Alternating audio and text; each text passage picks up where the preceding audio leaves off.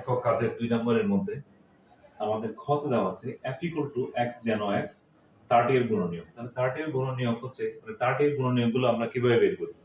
তাহলে প্রথম হলো হচ্ছে 30 * 1 = 30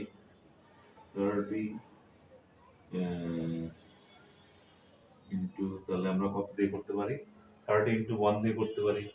তারপরে হচ্ছে 30 আসে। তারপরে কত গুণ করলে 30 আসে? তাহলে 15 * 2 করলে আমাদের 30 আসে। তারপরে হচ্ছে আসে হচ্ছে 5 * 6 করলে আমাদের 30 আসে। তারপরে হচ্ছে আমাদের 10 * 2 করলে 10 * 3 করলে 10 * 3 করলে আমাদের 30 আসে।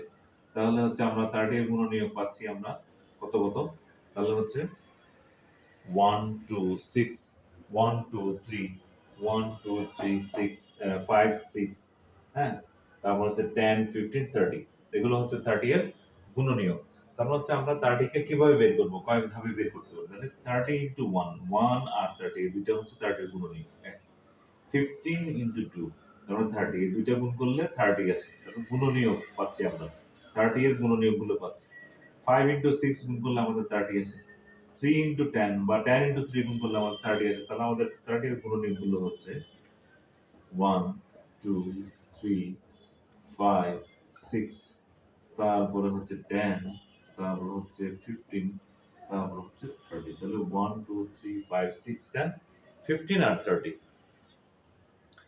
তাহলে এগুলো হচ্ছে আমাদের 30 এর গুণনীয়ক। আমাদের আনসার হচ্ছে এটা।